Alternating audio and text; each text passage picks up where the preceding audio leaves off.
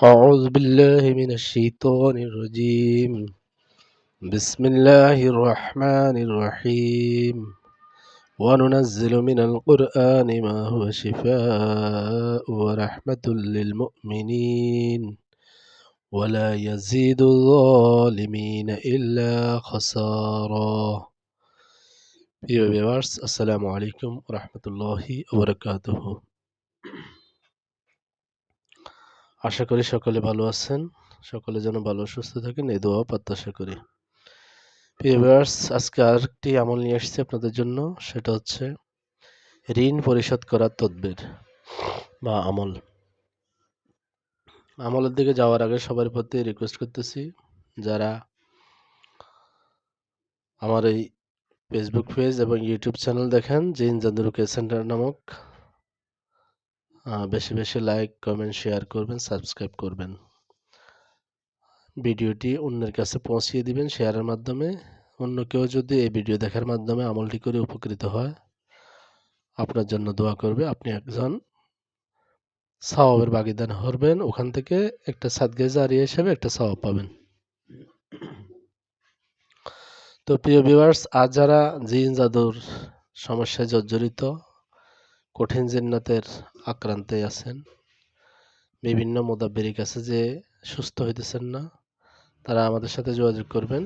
সুস্থ হওয়ার পর ইনশাআল্লাহ হাদিয়া দিবেন। আমাদের ভিডিওতে কার্ড দিচ্ছি, কার্ড আছে দেখেন, কোরআনী চিকিৎসালয় সব ঠিকানা লেখা আছে। তারপর আমি মুখে বলে দিচ্ছি, ফেনী সদর হাসপাতাল মোড়, সি অফিস, গোডাউন। আর মোবাইল নাম্বার 018436888184। তার কথা বাড়াবো না, চলুন আজকে আমরা আমলের দিকে এগিয়ে যাই। প্রতি শুক্রবার দিন জুমার নামাজ আদায় করার পর 70 বার আমি যে দোয়াটি পড়বো এটা পড়তে হবে। 70 বার যদি আপনি তেলাওয়াত করেন, ইনশাআল্লাহ মহান আল্লাহ তাআলা আপনাদেরকে ঋণ পরিশোধের একটা ব্যবস্থা করে দিবেন।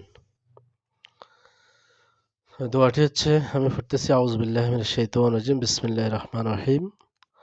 আল্লাহুম্মা কফিনি বিহালালিকা আন হারামিকা ওয়া আগনিনি বিফাদলিকা আম্মান সিওয়াকা।